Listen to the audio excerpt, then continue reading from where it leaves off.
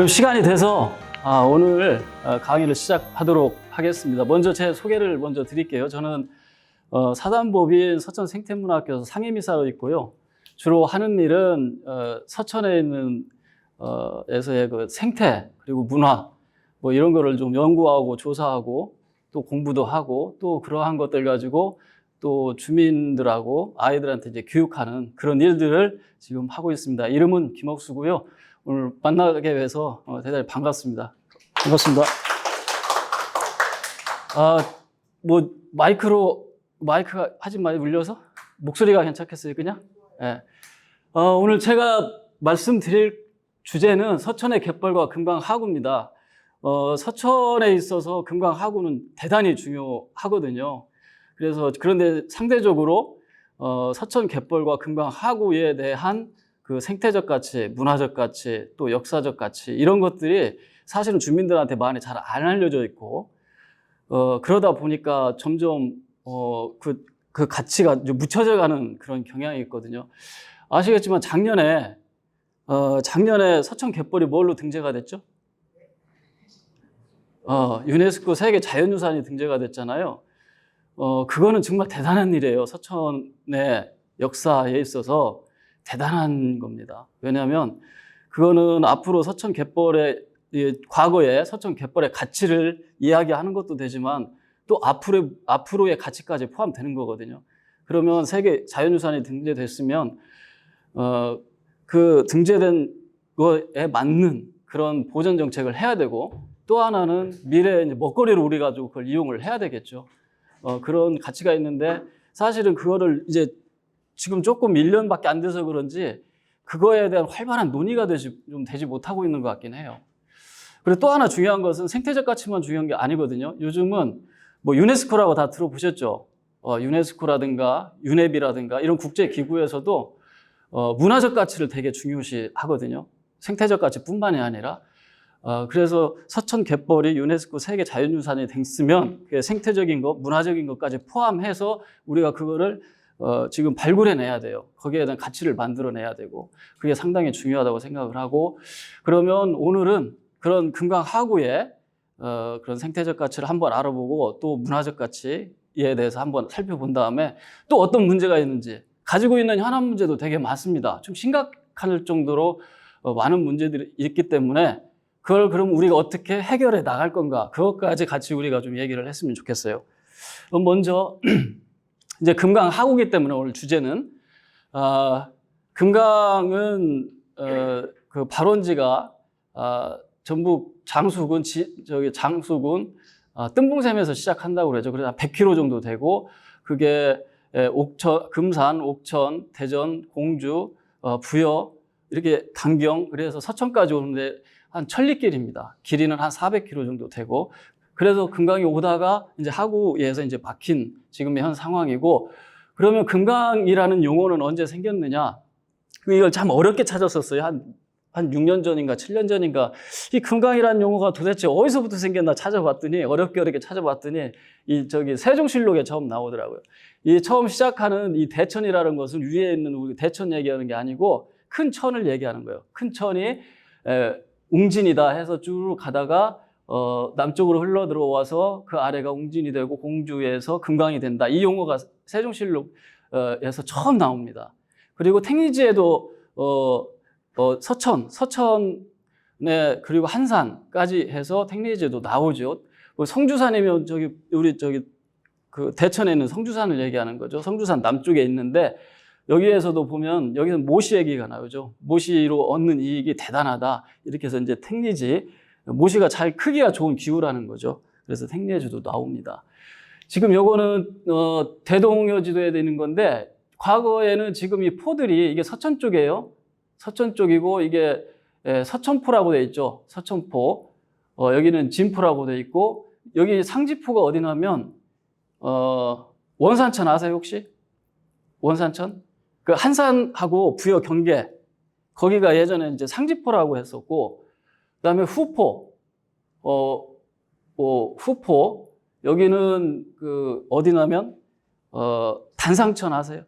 용산리 밑에 바로 밑에 그 단상천 그 용산리, 단상천, 그리고 죽산진이 있었고, 그 다음에 와포, 아포, 여기는 광암천. 광암천 지금의 어디냐면 와초리에서 그 화천 넘어가는데 조그마한 하천이 있어요. 거기에도 포가 있었었고, 아포는 어딜까요, 그러면? 아포. 여긴 저기 길산천이에요, 길산천. 지금에 있는 길산천을 아포라고. 용당진은 다 아시죠? 용당진, 저 장항경찰서 뒤에 있는, 지금은 정자가 세워져 있지만 여기도 역사적, 문화적으로 좀 의미가 있는 지역이고요. 왜 이렇게 포들이 있었냐면, 전라북도 군산에도 있죠. 여기에 보면 피포, 웅포는 다 아시죠? 웅포, 그 다음에 나리포, 서지포, 이렇게 해서 과거에는 그러니까 충남, 서천, 부여, 군산, 익산, 전북해서 서로 배를 가지고 이동을 많이 했잖아요. 포와 많이 있었고, 근데 지금 거의 흔적들이 이제 대부분 없는 것이고, 과거의 금강은 그러니까 조은으로서의 의미가 대단히 컸어요. 지금 포와 포를 연결하는 것, 그리고 또 하나는 하구에서 밀물에 의해서 배를 타고 상류로 올라가죠. 예전에 배가 어디까지 올라갔는지 아세요? 공주 초입까지 갔어요. 공주 초입. 그런데 지금의 큰 배가 자료를 보면은 강경까지는 들어갈 수 있는 배 규모가 400석이었어요. 400석 규모. 400석 규모가 강경에 갔는데 그 이상은 못 가는 거죠. 왜? 물살, 이제 밀물대의 그 물살도 약하고 폭도 좁고 이제 수심도 얕아지기 때문에, 그럼 강경에 가서 어떻게 하느냐, 작은 배에다가 다시 옮겨 실었어요, 쌀을. 그리고 이제 또 올라가는 거죠, 밀물대 타고 나서. 그래서 큰 배에서 작은 배로, 거기는 강경에서 위로 올라가는 건 200석 규모까지는 이제 거기서 실었다고 그래요.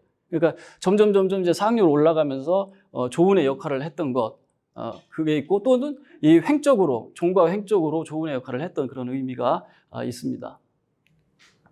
그럼 지금은 어떠냐? 지금은 너무 많은 개발이 지금 진행됐어요. 하구 쪽에. 보면 하구 쪽이 90년도에 만들어졌고, LNG 복합 화력발전소 아시죠? 군산 넘어가면은 발전소 있고, 매립지도 2012년, 그리고 군산 쪽에는 여기 다 옛날에는 이제 개뻘이었죠. 뻘이었는데 점점 매립을 해 오면서 산업단지를 만들었죠. 그리고 여기 있는 게 이제 도류제. 97년도에 만들었는데, 이 도류제를 만든 이유는 이 산업단지를 만들고, 전에는 이제 내항이 있다 지금 외항으로 올려왔잖아요. 근데 서해에 물이 들어왔다 나가면서 뻘이 이쪽에 많이 쌓이는 거예요. 그러니까 뻘이 쌓이지 못하도록 여기다 도류제를 한 7.7km 정도 되는 데에다 뻘을 이제 쌓은 거죠. 여기에도 이제 방파제가 있고, 지금 상황은 이렇게 많이 개발이 된 그런 상태입니다. 서천갯벌의 대표적인 거는, 갯벌이 이제 나가게 되면 그 안에 갯벌에 서식하는 동물들이 되게 많죠. 개도 많고. 이게 문 선생님 뭐예요? 아, 예, 맞죠. 요거는요? 밤개 중에 특징이 뭐예요? 예, 잘하시고 공부를 많이. 그러니까 개들, 뭐 칠개뿐만이 아니고 여러 가지 다양한 개들이 갯벌에서 지금 서식을 하고 있어요. 근데 요 놈은 이건 밤처럼 생겨가지고 이 밤개라고 하는데, 요 놈 개 중에서도 앞으로 걸어요. 보통 개는 옆으로 걸어야 되잖아요. 근데 요 놈은 특이하게 이제 앞으로 걷습니다. 요거는 뭐예요? 다 아시겠죠, 요거는? 백합이죠? 백합을 다른 말로 뭐라고 해요? 대합 말고 또? 서천분 아니세요? 생합이라고 하죠, 생합, 대합. 왜 생합이라고 해요? 네, 그렇죠. 요거는 다른 조개들은 조개를 까면은 막 모래들이 있잖아요. 그래서 해금을 해야 되잖아요. 그런데 요 놈은 그 모래가 안 껴요. 그러니까 어민들이 일하다가 힘들잖아요. 그러면 거기서 큰 생합을 까서 먹고 또 일하고 이러거든요. 근데 요 생합을 되게 조개 중에서도 왕 아닙니까? 되게 비싸잖아요. 요즘은 뭐 생합 엄청나게 비싸죠. 그리고 이 생합이 유부도에서 많이 잡히는데, 지금은 갯벌의 성질이 많이 바뀌어서 많이 잡히지도 않고 크기도 작습니다. 그래서 지금 요거는 이게 뭐라고 하는 거예요? 이렇게 잘 알아요. 몰라야지 재밌는데. 이게 그래라고 해요, 그래. 그래라고 하는데 그랭이죠. 그러니까 여기다 대고 이렇게 내려오면 이게 생합들이 올라와요, 유부도에서. 그러면 그걸 가지고 이제 파는 거죠. 근데 이분들도 얘기 들어보면 역시나 예전 같지 않다고 다들 얘기를 하시죠. 이거 말고도 지금 너무 많습니다. 갯벌에서 서식하는 그런 생물들이. 여기가 저기 그 장폴인데, 해안을 보면 서천의 해안이 좀 갯벌도 여러 가지 종류 갯벌이 있어요. 뭐 뻘갯벌도 있고 혼합갯벌도 있고 모래갯벌도 있고 이렇게 돼 있고, 이 육지 쪽으로 오게 되면 이런 식물들을 뭐라고 하냐면, 이번엔 틀렸네. 여기 이런 식물들을요, 사구식물이라고요. 사구식물. 사구. 언덕구자. 모래 언덕이죠. 모래 언덕에서 사는 식물들을 이제 사구식물이라고 하는데, 얘가 요거를 가까이 가서 보면 요런 것들입니다. 요거는 이 사초과 식물인데, 이건 존부리 사초라고 하고, 이건 통부리 사초라고 해요. 이 군락을 만든 거죠. 근데 이게 왜 중요하냐면, 보통 이 사구 보면 바람이 날리면 다 육지로 들어갈 거 아니에요. 바람이 세게 불으면은. 그런데 요것이 다 잡아주는 거예요, 모래를 잡아주니까 바람이 불어와도 모래가 그대로 남게 되겠죠. 그리고 가서 뽑아보려면 안 뽑혀요, 이게. 뿌리가 엄청나게 길어가지고. 이런 사구 식물들이 많이 있고, 그 다음에 요거는 갯그령이라고 합니다. 갯그령이라고 하는 사구식물이에요. 요건 역시 모래를 잡아주는 역할을 하는 거죠. 근데 지금 이게 좀 걱정되는 게 뭐냐면, 서천에 바닷가 가면 요즘 대부분 옹벽들을 많이 쳤잖아요. 옹벽들. 그게 이제 문제들이 생겨요. 서천에는 그래도 아직 그 자연 해안선이 좀 많이 남아 있는데, 이제 막 침식이 되는 걸 많이 보셨어요? 깎여 나가는 거?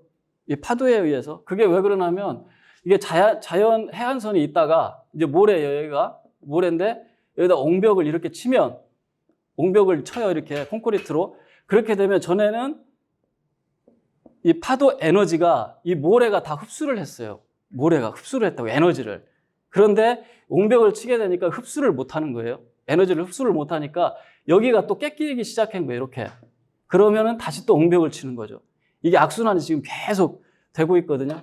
그래서 지금은, 옹벽을 좀 안 치는 게, 앞으로도 좀 낫다, 이렇게 좀 얘기를 하고 있는데, 아직 서천군에서는 아직 그렇지는 못한 것 같아요. 좀 옹벽을, 왜냐하면 주민들의 요구도 있는 것 같고, 뭐 여러 가지 이유로 해서 옹벽을 치고 있는데, 앞으로는 유네스코 세계 자연유산 등재돼도 이런 그 자연 해안선을 최대한 많이 만들려고 해야 돼요.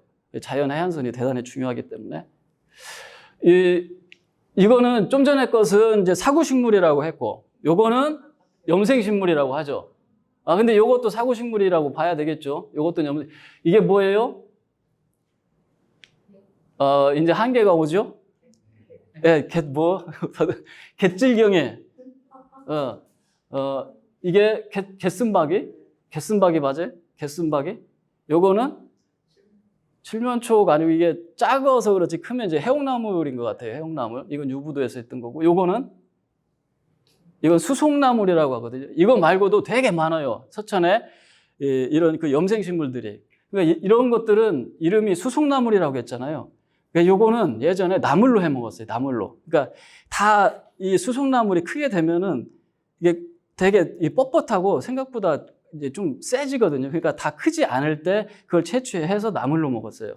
그래서 이름을 이제 수송나물로 이렇게 정했고, 역시 이런 것도 이제 순이 작을 때는 다 먹었었던 것 같아요. 근데 지금은 먹지를 않죠. 이제 갯벌에 이제 그런 생물들이 이제 살고 있고, 또 서천 갯벌이 왜 중요하냐면 새예요. 새를 빼고는 얘기할 수가 없죠. 지금 우리나라에 오는 전체 새를 보면 한 590종 정도로 생각을 하고 있어요. 관찰하는 게. 이제 예전에는 한 530종 했는데, 이제 관찰되는 게 많고, 또 길 잃은 새들이 발견되기도 하고, 또 기후변화 때문에 여기 오는 애들도 있고, 이러저러한 이유로 새 개체수가 종이 좀 많이 보이기는 하는데, 중요한 건 이겁니다. 우리가 새를 보면 항상 내 주변에 많이 볼 수 있을 거라고 생각하는데, 사실 텃새는 590종 중에 70종밖에 안 돼요. 70여 종밖에. 대부분의 새들은 어떻습니까? 여기 보면 이동을 하는 거예요, 다. 그러니까 겨울철새는 뭐라고 겨울철새라고 합니까? 겨울에 와서 이제 오리 기러기처럼 와가지고 월동을 하는 걸 겨울철새라고 하고, 여름철새는요? 우리나라 와가지고 번식을 하는 거죠, 여름철새는. 이제 동남아 쪽에서 우리나라에 와서 번식하는 거. 대표적인 게 요즘 많이 들리죠? 뭐가 들립니까?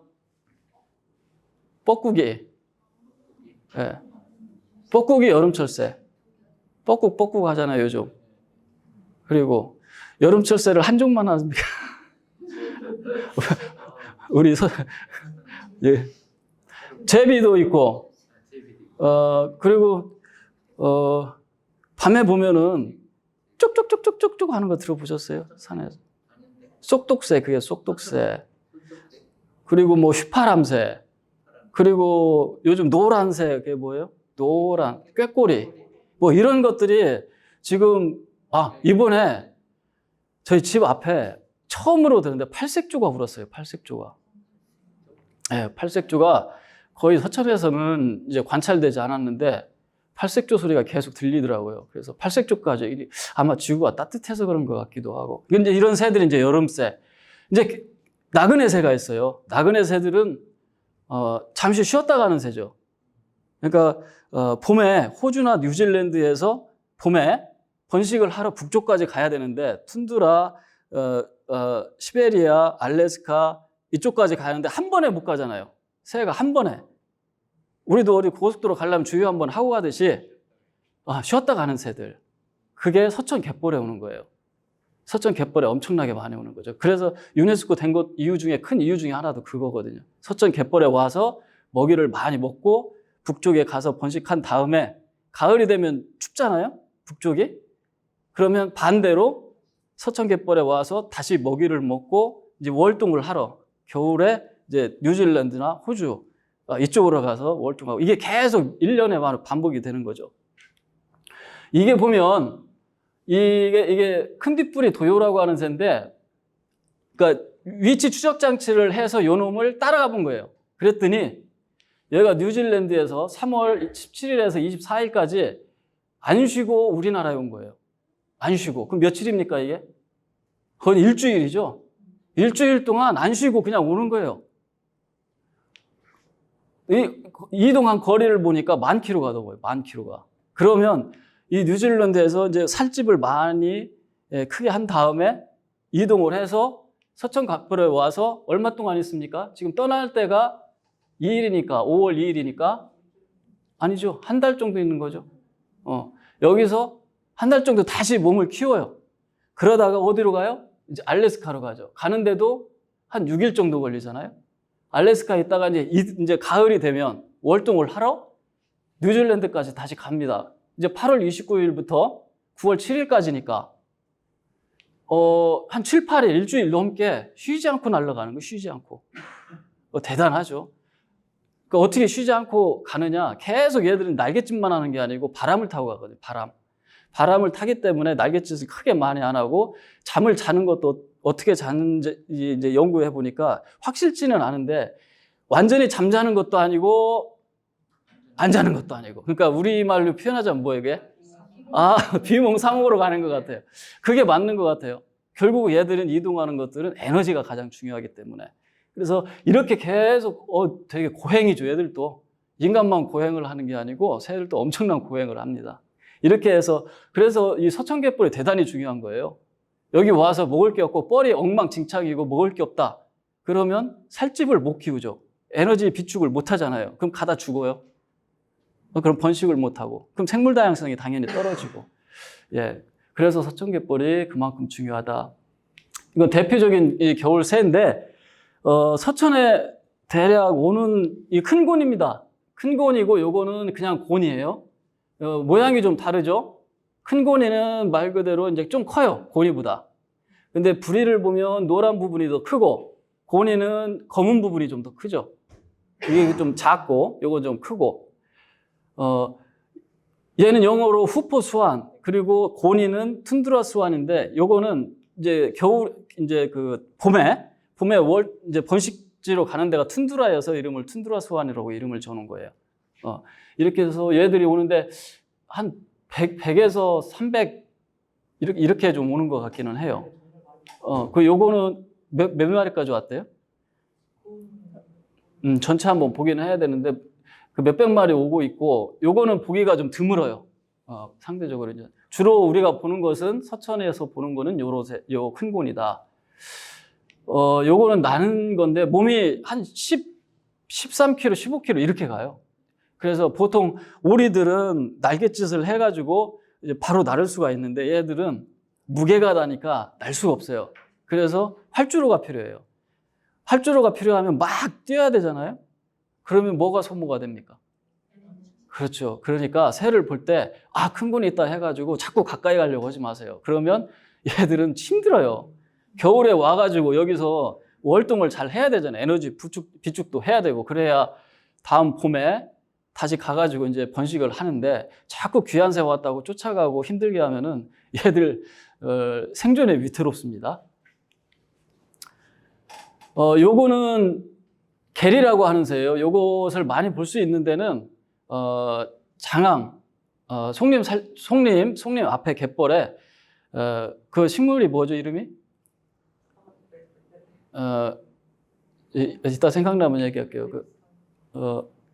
새선매작이, 세모고랭이인데, 여기에 이제 알뿌리 식물이 있어요. 알뿌리예요, 이게. 알뿌리가 있어가지고, 고개 쳐박고 이게 먹는 거 보면 엄청 살벌해요. 이 부리가 엄청 강하거든요, 얘가. 그래서 뭐 조개를 먹기도 하고, 개를 먹기도 하는데, 이걸 좋아해요.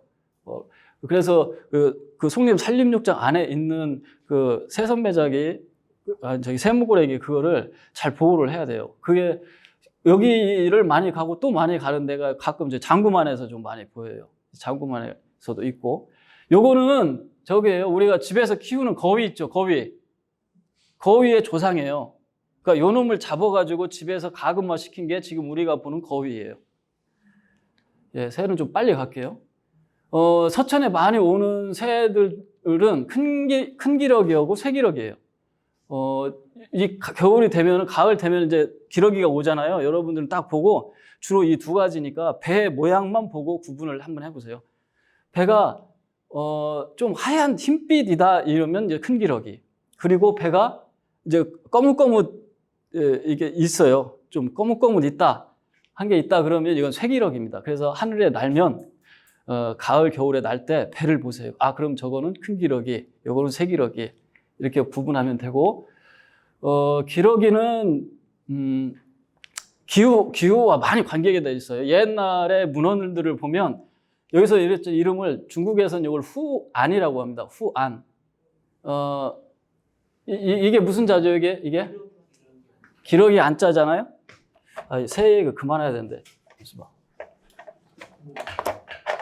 이 안자를 보면, 우리가 새를 할 때 한자로 두 가지를 많이 써요. 이게 무슨 자예요? 새 관련된 거. 이건 세주자죠? 이건 세주자고, 요거는? 이건 추자예요, 추자. 세추자. 그래서 옛날 한자를 보면 요거는 보통 이 세추자가 들어간 거는 꼬리가 짧은 거. 얘 이제 보통 추자를 붙이고, 이 세조자는 이제 꼬리가 좀 긴 거. 옛날 문헌들은 대부분 이제 그런 식인데 다 100% 이렇지는 않습니다. 그리고 여기에 보면 이 세추자 옆에 사람 인자가 붙었잖아요. 그죠? 사람 인자. 그만큼 이게 사람들하고 관계가 많이 있어서 이름을 저렇게 한자를 이제 붙여준 거거든요. 여기 보면 이게, 그럼 읽어보세요. 설마 이걸 못 읽어요? 네, 그럴 줄 알았지. 이거는 안행으로 읽는 게 아니고 안항으로 읽어요. 왜냐면 뭐 행렬을 지우거나 이럴 때는 저 행자를 항자로 읽어요.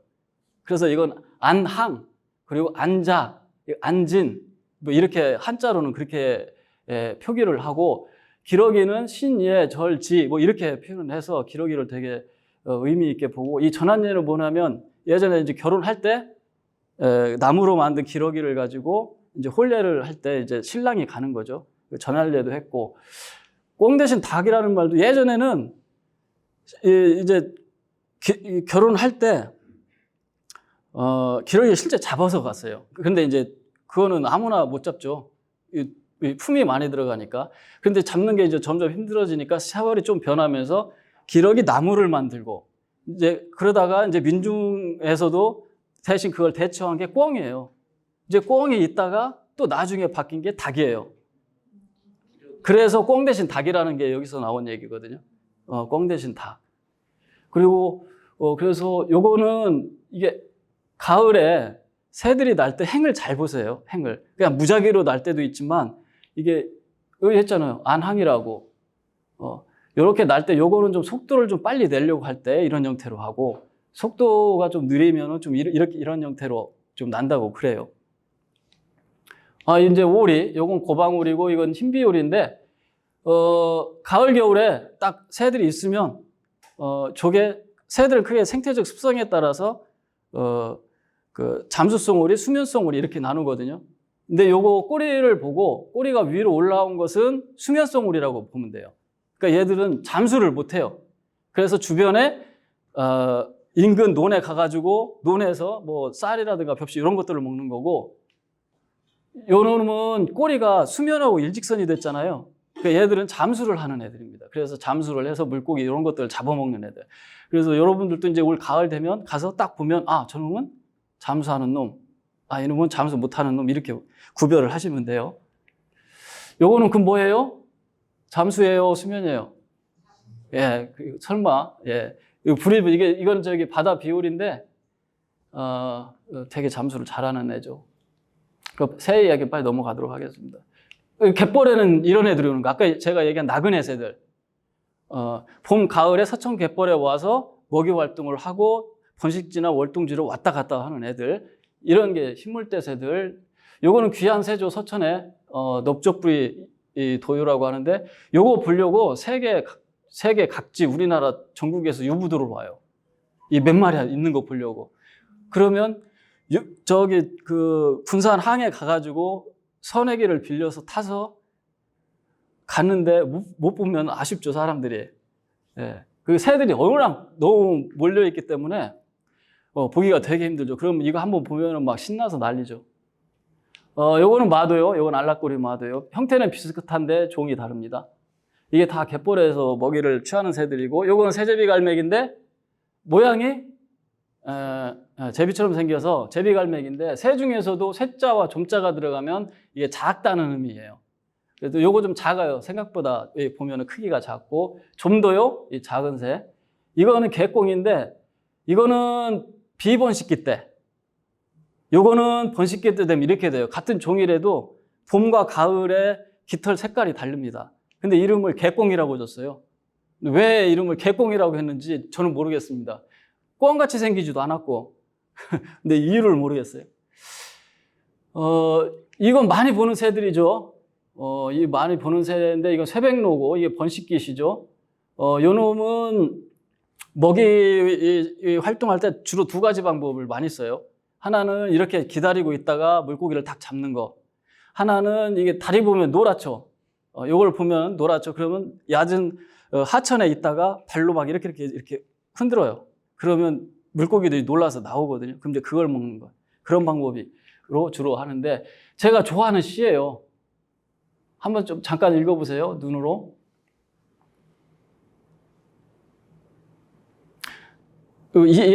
도롱이가 뭡니까, 도롱이가? 비옷이죠? 대략 이 상황이 그려집니까? 그러니까 농부가 일을 하고 와서 냇가에서 뭐 낫이든 뭐 호미든 씻고 있는데, 딱 옆에 보니까 새가 와 있는 거예요. 근데 내가 일어나게 되면 이놈이 놀라서 날아갈까 걱정이 되는 거예요. 좀 대단하지 않습니까, 이게? 이 마음, 이 농부의 마음이? 우린 그런 거 생각 안 하잖아요. 그러니까 저는 이게 정말 대단한 생태적 감수성이 있다고 저는 생각해요. 내가 일어나면 저 새가 놀랄까 봐 하는 마음, 그 마음이 얼마나 대단합니까? 근데 새를 가지고도, 같은 종을 가지고도 시주를 보면 자기가 처한 여건이나 상황에 따라서 완전히 다른 시가 나와요. 이게 정몽주 어머니께서, 이게 아시잖아요. 정몽주가 어떤 분이신지. 이 적극적으로 조선 개국에 이제 완전히 혁명되는 것을 좀 이제 반대를 하신 분이신데, 그래서 어머니가 걱정돼서 까마귀 싸우는 꼴에 백로에 가지 말라. 너 거의 그 못된 놈들하고 어울리면 네 팔자 안 좋다 이런 얘기 아닙니까? 근데 또 이직 선생은 또 이게 반대예요. 조선 왕조 적극적인 분이잖아요. 저 권근이나 정도전처럼. 이제 이분은 또 달라요. 까마귀 검다하고 백로에 웃지 마라. 이거 다 아시잖아요. 그러니까 이거 보면 한 생물을 보고 자기의 처한 상황이나 이런 걸 보고 다 시로 만들었는데 완전히 또 내용이 좀 다른, 그러니까 백로를 보고 이렇게 한 것들이 있고. 이제 습지보지역, 이게 원래 서천 갯벌이 2000년도 중반쯤에 좀 시끄러웠던 거 아세요? 2005년 뭐 이쯤 중반쯤에. 뭐 때문에 시끄러웠죠? 그렇죠. 장항산업단지를 뭐 하느니 마느니 찬성파 있고 반대파 있고 막 이렇게 여러 가지 우여곡절이 있다가 지금은 결국은 장항 갯벌을 살리고 대안 사업을 이제 세계를 받아왔죠. 그래서 지금 그 상태이고, 그래서 2008년에 지금 여기 이 녹색 부분 이게 15.3 평방킬로미터 정도 됩니다. 우선 2008년도에 여기를 습지보호지로 지정을 했고 10년이 지난 다음에는 이 붉은색 부분, 이 부분 전체를 좀 확대를 해서 습지보호지로 지정을 했고, 작년에 아까 얘기한 2021년 7월 26일 유네스코 세계 자연유산에 등재가 이제 됐습니다. 지금 이렇게 좀 자랑스러운 일이긴 한데 이제 걱정은 이거죠. 그러면 서천 갯벌이 이렇게 여러 가지 생물, 동식물이 살고 있고 새도 많이 오고 하는데 그럼 지금도 그렇게 건강하냐? 서천 갯벌이? 사실은 그렇진 않아요. 사실은 그렇지 않아요. 다른 지역보다는 건강하고 생물 다양성이 높기는 한데 점점 서천 갯벌의 상태가 나빠지고 있어요. 그건 점점 더 이따 얘기 좀 드리도록 하겠습니다. 그 금강 하구 쪽에 있는 생물들을 공부하다 보면 재밌는 이야기들이 좀 많이 있어요. 이 비인현 서천군, 한산군이 지금은 다 서천군으로 다 돼 있죠. 그래서 제가 자료를 좀 찾아봤더니 세종실록 지리지와 신증 동국 여지 승남에 과거에 어떤 물고기들만 제가 뽑아놓은 거예요. 이런 물고기들이 있었던 거죠. 이제 수산물하고 물고기들이 있는데 여기에 붉은색 부분이 비인의 어량이 15개가 있었다고 해요. 어량이 뭔지 아세요? 어량. 독살도 오고 또 그러니까 독살과 어살 이걸 다 합쳐서 이게 범용 통칭으로 어량이라고 했던 것 같아요. 어량. 그게 어량이 있었었고 서천군에는 어량이 17개 있었고 염소는 뭡니까? 염전이라고 하긴 그렇죠. 염전은 지금 얘기하는 그 천일염 만드는 그런 데를 염전이라고 하고 이 염소가 저기 예전에 보면 뻘에 그 주로 종종 TV에서 나와요. 태안에 염전 만드는 방식, 그러니까 갯벌을 둥글게 해서 거기서 물 빼고 물 실어가지고 태워가지고 소금 만드는 거 혹시 보셨나요? 소금 만드는 게 엄청 어렵잖아요, 이게. 그러니까 천일염은 일제 강점기 때 우리나라에 이제 들어온 거고 그 전에는 뻘에서 대단한 노동력을 투입을 해서 소금을 만들어서 이제 가져갔겠죠. 이게 염소가 2개가 있었어요. 이러한 물고기들이 있었고. 그러면 지금 우리가 지금 얘기했던 어살이라든가 독살이라든가 이런 것들이 우리나라 조선시대에 356개가 있었대요. 356개. 그 중에서도 충청도에 보면 제일 많은 데가 홍주목이에요. 33개. 여기 홍주목이 어디입니까, 지금? 홍성이잖아요, 홍성. 홍성도 그 뻘이 많잖아요. 갯벌이 많아서. 그리고 서천엔 17개, 비인에 15개, 태안도 많죠. 태안 보면은 엄청나게 복잡하잖아요, 해안선이. 만도 많이 있고, 거기에서 지금 태안군에 46개나 있었죠. 이렇게 있어서 총 356개가 있었었고, 지금 남아있는 데가 서천에서 몇 군데가 있어요. 잘 아시는 그 장포리, 거기 말고도 서면에 올라가면 거기도 있고, 또 나중에 그림으로 보여드릴게요. 그 이외에도 여러 군데가 있었어요, 독살이. 독살이 많이 있었다. 요거는 독살이고, 요거는 어살이죠. 어살들. 여기 살. 그리고 요거 재를 많이, 금강하구 쪽에서 재를 많이 했죠. 장암리 당재는 지금은 안 한대요. 지금은 안 하고, 예전에 유승강 박사님이 그 장암리에 가서 주민들 인터뷰해서 문헌조사 해가지고 나온 그 자료들이 있는데, 거기에는 이제 당재를 지냈다고 하고, 금강하구 쪽에서 조금 오다 보면 철탑 하나 있잖아요? 철탑, 망원리에. 거기에 보면 이렇게 좀 초라하게 생겼지만 요게 있어요. 근데 이게 당집이었어요, 옛날에는. 여기서 당집, 여기서 재를 올렸었던 거고. 그리고 아까 그 용당진이라고 했던데, 거기는 참 의미가 좀 많이 있는데요. 예전에는 백제 때는 상조 음거서라고 해서 이게 큰 제사가 아닌 작은 제사를 지냈던 장소였고, 용당진이 지금, 용당진이. 고려 때는 웅진명소라고 해서 이제 제를 지냈고, 조선시대 때는 이제 기후소의 역할을 했대요. 비가 안 올 때. 그래서 제를 지냈고, 조행일록 보면은, 전라도에서, 이제 곡식을 실은 게, 이제 용당진에 머무르는 거예요. 머물렀다가 여기서 또 다음 어디로 이동할까? 한양으로 가야 되잖아요. 가기 전에 거기서 또 제를 지내고, 이러한, 기능을 했던 데가 이제 용당진입니다. 근데 지금은 거의 뭐 그런 흔적들이 좀 많이 사라졌는데, 이게 중요하죠. 이런 걸 해야 되고. 금강하구 쪽에 대표적인 어종들은 뭐예요? 황복, 또 웅어, 우리가 우열하고 하는 거, 또 참개.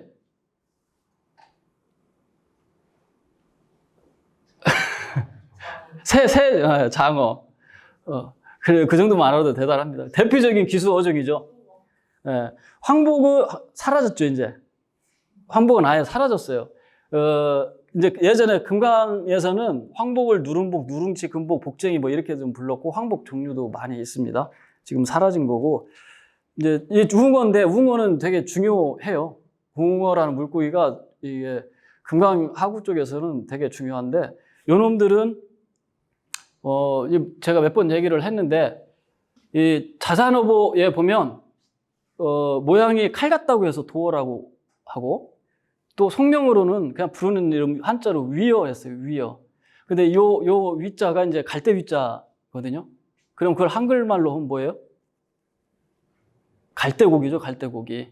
그러니까 요 놈은 봄에, 금강하구로 와서 갈바탕에 알을 낳아요. 그런 다음에 가을에 이제 바다로 나가는 거죠. 참개는 반대입니다. 참개는 가을에 바다로 가서 알을 낳고 봄에 들어와서 육상 생활을 하죠. 이게 이 자산어부에 보면은 이렇게 돼 있고, 전어지는 제어, 위어 이렇게 돼 있어요. 한글로. 그러니까 우리나라 어부 얘기 좀 잠깐 하고 갈게요. 우리나라의 최초의 어부라고 뭐라고 해요? 어부. 우리 바닷가에서 사시는 분들은 기본적으로 아셔야 됩니다. 다들 자산어부라고 생각을 하는데 그렇진 않아요. 왜? 왜 이렇게 잘 알아요? 처음에 우리나라 먼저 나온 거는 우, 해, 이,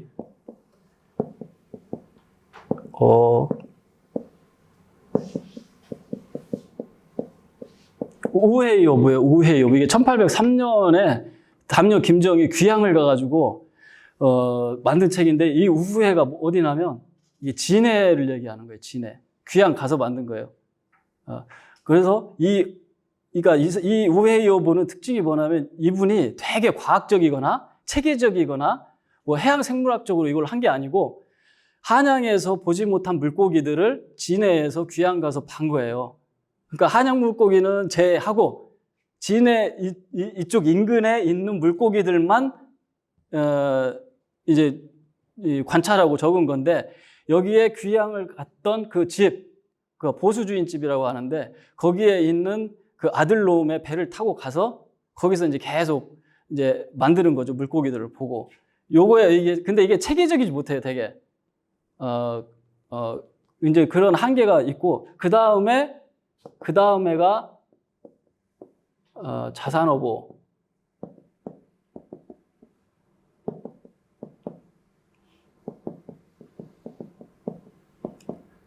이 자산어보가 대단한 게 뭐냐면, 자산어보 다 영화 봤잖아요. 네. 거기에 이때 정약전 선생하고 정약용하고 같이 유배를 2번 갔잖아요. 1801년도에. 그게 처음에는 그 신유박해 때문에 그 정약전 선생은 처음에 완도 신지도로 갔다가 신지도로 가고 그 다산 선생은 그러니까 장기로 갔어요. 거기 어디냐면 지금의 저기 포항 거기 갔다가 또 황사형 백서 사건이 있어가지고 정약전 선생은 우이도로에서 흑산도로 가고 다산 선생은 이제 그 강진으로 가게 되는 거죠. 그러니까 자산어부에 보면은 영화도 그렇지만 혼자 가가지고 정약전 선생이 그 어부를 못 만들어요. 근데 여기서 딱 중요한 사람이 2명이거든요. 자산어부에 기여한 사람이. 한 분이 누구예요? 거기 갔더니 창대라고 하는, 그러니까 이름이 장덕순. 이 창대가 거기서 이제 물고기들 설명하고 뭐 이랬는데 창대만 있는 게 아니에요. 자산어부를 보면 거기다 쓴 거 보면 그 흑산도에서 살고 있는 주민들의 이야기를 다 수집을 해가지고 쓴 거예요. 그래서 의미가 하나 있고, 또 하나는 자산어부를 보면 가끔 가다가 이게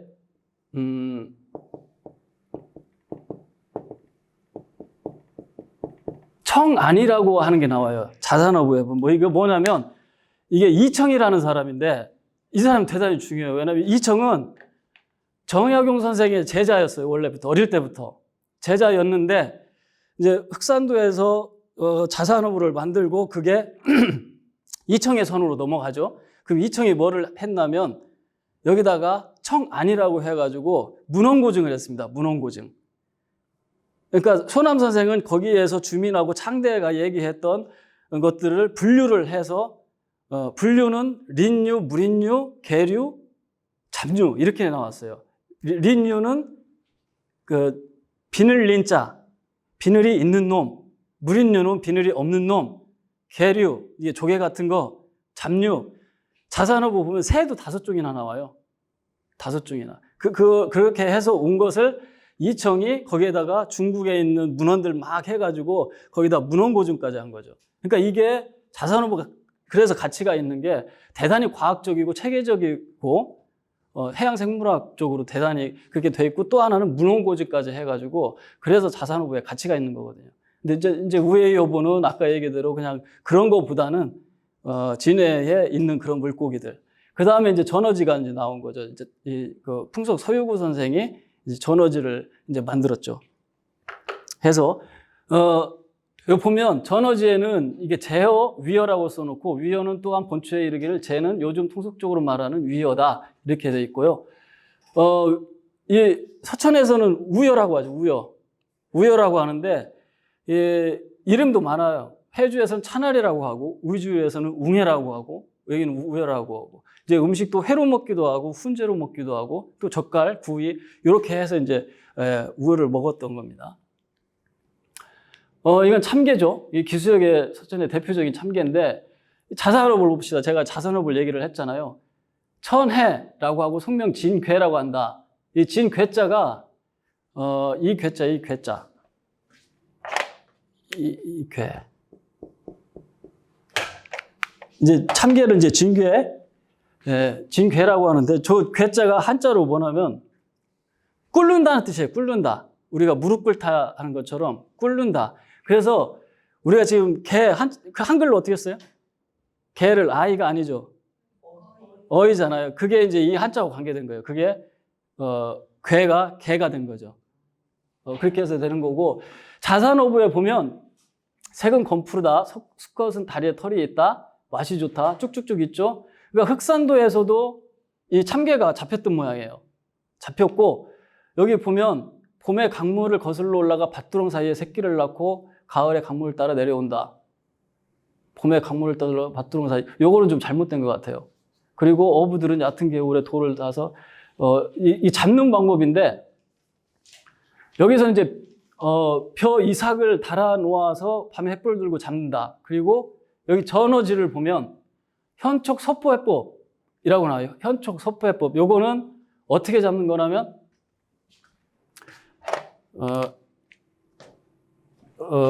이 새끼줄을 두꺼운 새끼줄을 먼저 꼬은 다음에 이 가는 새끼줄을 하고 여기다가 수수 이삭을 달아요. 가늘게 하고 수수 이삭 달고, 이렇게 이거를 많이 만들어요. 그리고 이제 하천에 가가지고 어디가 저쪽에 하천에 가서 이제 저녁 무렵에 하천에 가서 이제 돌을 쌓아요. 돌을 쌓다가 요거를 이제 십자 모양 이렇게 그물처럼 이게 뿌려놓는 거죠. 그러면 그리고 저녁 먹고 나서 가면은 얘들이 거기 가지고 막 먹느라고 수수 이삭을 먹느라고 거기에 많이 몰려 있는 거죠. 그럼 그거 줍는 거예요. 가서 줍는 거고 그럼 서천에서는 어떻게 잡나 이렇게 물어봤더니 주민들한테 물어봤더니 지푸라기 가지고 이제 개구멍에다 넣어서 잡는 방법이 있고 또 여기는 깻묵을 썼대요. 이 금방 하구 쪽에 물어보니까 깻묵을 망에다가 넣어가지고 그걸 풀어놓는 거예요. 물론 하천 밑에 돌을 쌓아놓는 거죠. 그러면 그 저녁에 횃불 들고 가면 막 그렇게 참개를 많이 주었다는 거죠. 이 하구 쪽에 있는 주민들 이야기를 들어보면 다 이런 얘기를 좀 많이 해요. 그러니까 참개가 언제 나오는지가 자기가 이제 항상 그 상황이 참개와 관계된 기억들이 항상 있는 거예요. 뭐냐면 나락이 엉글 때 항상 참개들이 논에서 나온다. 이 기억이 강렬하게 주민들한테 남아 있는 거죠. 주민들한테는 갈대 이거 금강하구에서 갈대가 대단히 중요합니다. 갈대를 가지고 안 쓴 게 없어요. 이 갈대 없으면 정말 어떻게 살았을까 할 정도로 갈대가 금강하구에 있어서 그 생물 다양성 측면에서 대단히 중요한 저는 기대종이라고 저는 생각을 하죠. 지금 금강호 안쪽에 보면은 개들이 없어요. 아무것도 없고 그냥 가늘고 얇게 이제 자라기만 했고 금강변을 보면은 다 거기 가시박이라든가 뭐 환삼등굴이 다 점령을 해서요. 금강호 위쪽으로 가면 이 다 갈대만 있는 거 아니에요. 신성리 갈대밭 가보셨잖아요. 거기 가면 다들 갈대만 있다고 생각하는데 아니에요. 거기에는 모세달이라는 식물이 또 있어요. 그거는 갈꽃이 달라요, 이 갈대하고는. 근데 모세달은 그 보호종이에요. 산림청 보호종으로 지정되어 있고. 거기 가면 물억새도 있고, 또 억새도 있고, 여러 가지, 몇 가지 종이 있는데, 그쪽은, 이쪽, 하구 쪽은, 이걸 집을 지키도 했고, 또 가정에서 생활하는 여러 가지 생활도구를 만들었어요. 그리고 또 이걸 약재로도 이용했습니다. 몇 가지 먼저 보죠. 갈대 하면은, 가을, 이제 여름, 봄에 가면 시끄럽죠? 이제 새들이 와서, 요거는 개개비인데, 와가지고 이제 봄에 번식하죠. 봄, 여름에 번식을 하고, 가을이 되면은 이제 또 남쪽으로 내려가죠. 그렇기 때문에 이제 갈대가 이 개개비한테는 대단히 중요한 새고, 지금은 없지만, 이런, 갈대 밑에 땅을 파고 사는 개들이 많았죠. 주민들 얘기를 들어보면, 여러 가지 개들이 많았는데 이 반개, 길게 이런 것들은 다 그냥 깔뚱개라고 퉁쳐가지고 얘기해요. 깔뚱개라고. 정확하게 뭐 비슷비슷하잖아요, 이 개들이. 그걸 뭐 주민들이 다 이거는 무슨 개 이렇게 학명을 지을 수도 없고 퉁쳐가지고 그냥 깔뚱개라고 부르고 요거는 좀 다르더라고요. 이게 말똥개인데 말똥개는 주민들이 뭐라고 부르냐면 더펑그이라고 불러요. 더펑그이. 요 놈은 왜 그러냐면 다리에 이제 털이 있으니까 다른 놈과는 이제 구별되는 거죠. 개 중에서도. 그래서 별도로 이제 이름을 지어주는 영광을 좀 가지고 있습니다. 또 제가 방금 얘기했던 웅어, 한자로는 위어, 갈바탕에다 알을 낳는. 그리고 집을 졌죠. 이게 외역기 방식이라고 해요. 집을 질 때 예전에 다 이런 식으로 졌죠. 기둥을 하고 그 다음에 갈대 줄기를 가지고 7, 8개씩 해서, 끈으로 이제 묶고, 이 방식이 외역기 방식이에요. 그러다가, 이제 이 뼈대가 만들어지면, 이제 거기 있는 개을 가지고 이제 갖다 붙이는 거죠. 그래서 이제 벽이 만들어지는 거예요. 위에도 연목과 연목 사이에 갈대를 이어가지고 집을 지었다고 그래요. 그러니까 대부분은 다 이런 방식으로 졌죠. 일반 서민들은, 돈 있는 사람들은 다 기와를 올렸겠지만, 일반의 사람들은 주변에서 구할 수 있는 것을 가지고 집을 지을 수밖에 없었다. 갈비 다 썼죠. 갈비는 다 만들었었는데 지금은 갈비를 만드시는 분들이 있는데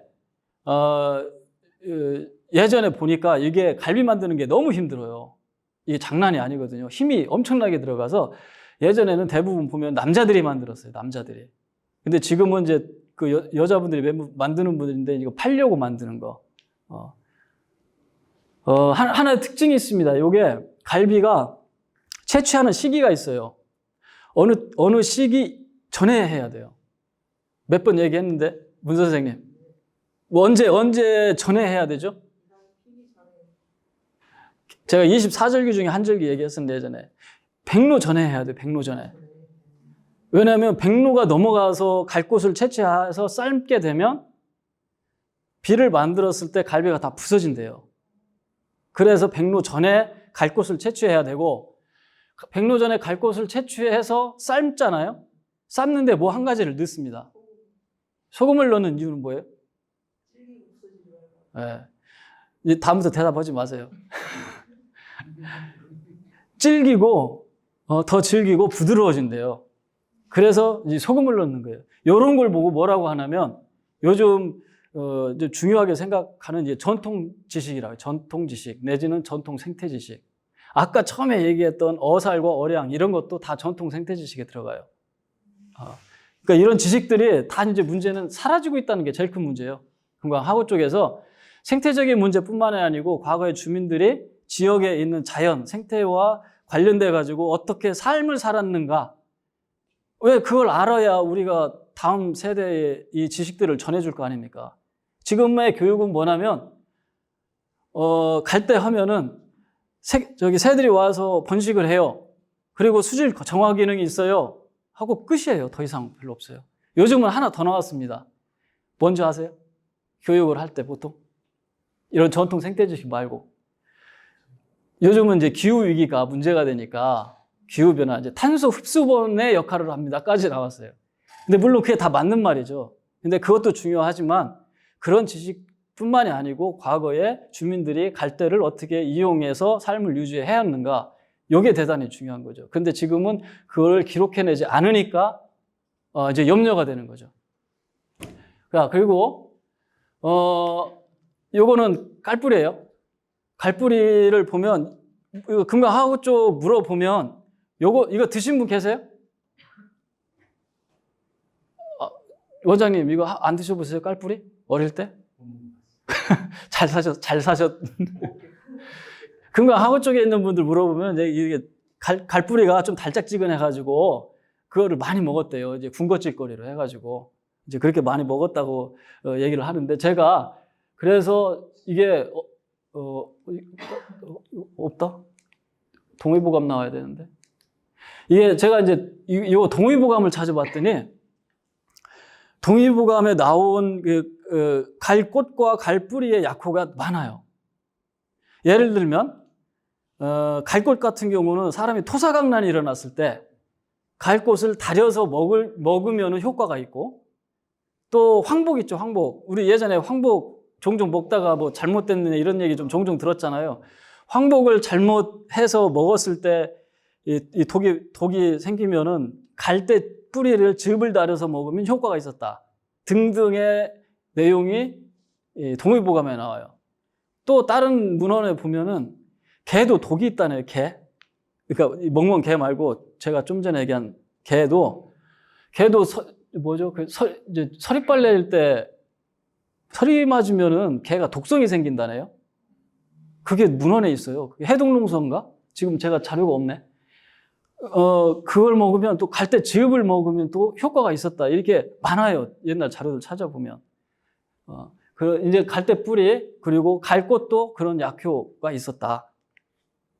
그래서 제가 이제 갈대 하나 가지고 이게 갈대가 얼마나 지역에서 중요한 생물 종인지 문화적으로 얼마나 중요한지 이거를 다 조사를 해서 만든 거죠. 제가 지금까지 얘기했던 집을 짓고 갈비를 만들었었고 생활도구 다 만들었었죠. 그리고 하구 쪽에 있는 주민들이 뭐냐면 가을에 그 갈대를 베가지고 언덕에다가 놓고 그걸 계속 뭐 생활용품 갈자리도 만들고 여러 가지 만들어 장에다가도 팔아요.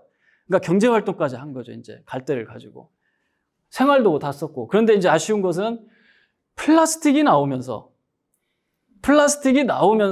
주민들이 쓸 이유가 없죠.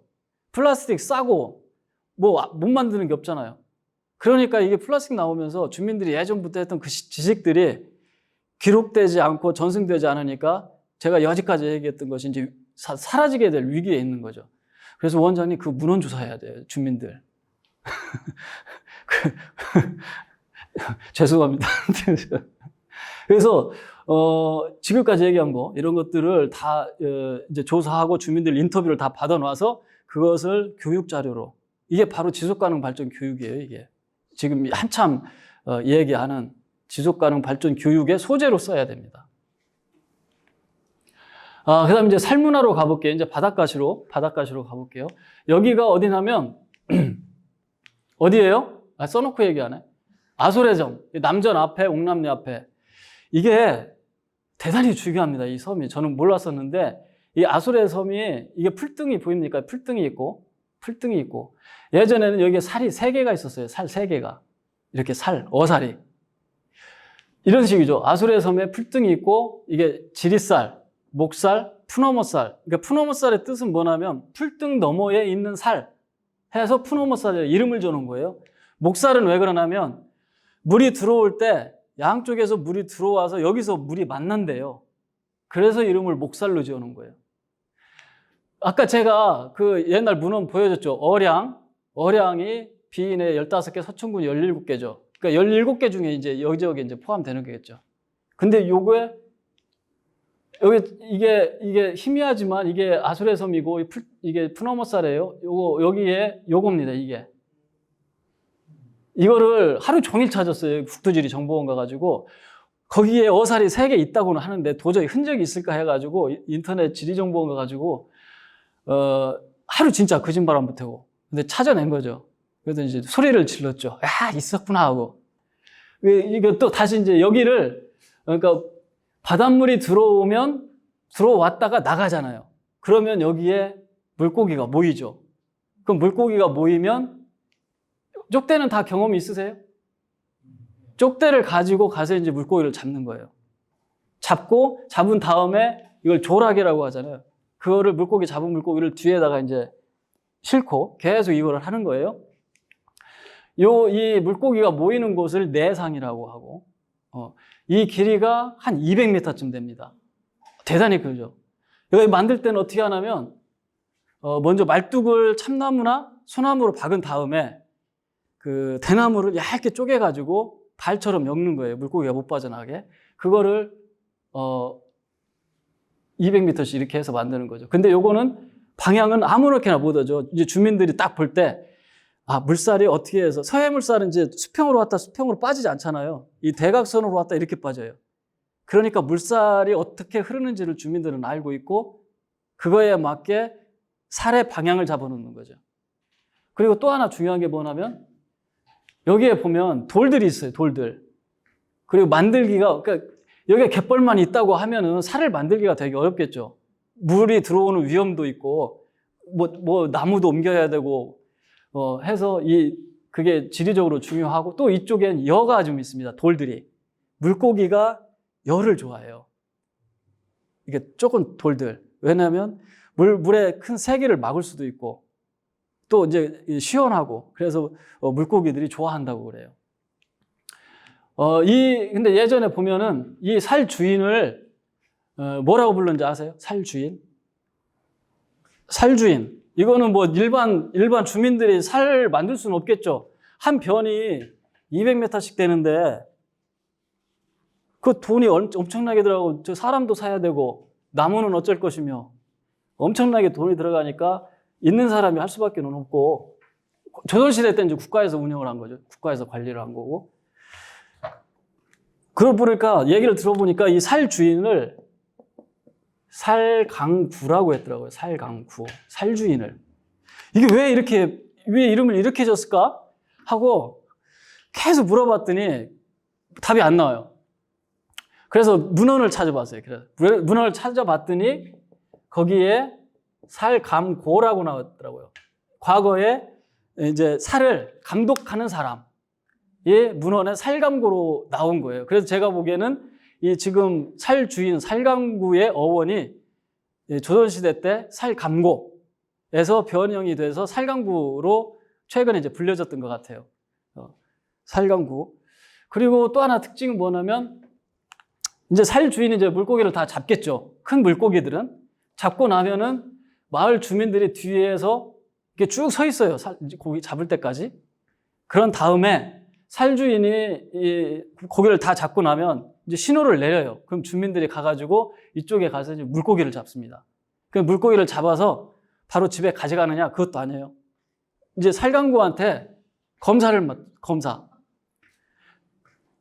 맡아서 상품 가치가 있는 물고기들은 살강구한테 주고 이제 상품 가치가 없는 것들만 집에 가가지고 이제 먹는 거죠. 근데 이걸 나쁘게 보면 안 돼요. 왜냐면 그때 당시 단백질 섭취하기가 어려운 시기이고 주민들도 이제 일정 노동의 대가를 주고 가지고 와서 집에 가족들은 이제 단백질 보충을 해야 되기 때문에 그거를 뭐라고 하냐면 그렇게 하는 것을 훈물 본다라고 해요. 훈물 본다. 훈물. 후자는 이게 아마 저기 뒤 뜻이겠죠. 뒤 후자. 그래서 훈물 본다라고 해요. 그래서 이렇게 이제 뭐 서로 살주인과 지역 주민들의 이제 공생의 관계가 이제 되는 거죠. 이건 쪽대. 이거 쪽대는 이게 지역마다 다 다르더라고요. 태안에 가면은 이 쪽대를 이 사두리라고 해요. 사두리라고 하는데 그 큰 쪽대, 큰 걸 사두리라고 하고 작은 걸 쪽대라고 하더라고요. 서해안에 보면은 이 지역마다 이 쪽대 부르는 이름이 많이 좀 달라요. 조금 다르고. 요거는 지금 그럼 서천 연안에 이런 살들이 얼마나 많은가. 그러니까 주강현 선생이 이제 독살이라는 책을 냈어요. 예전에.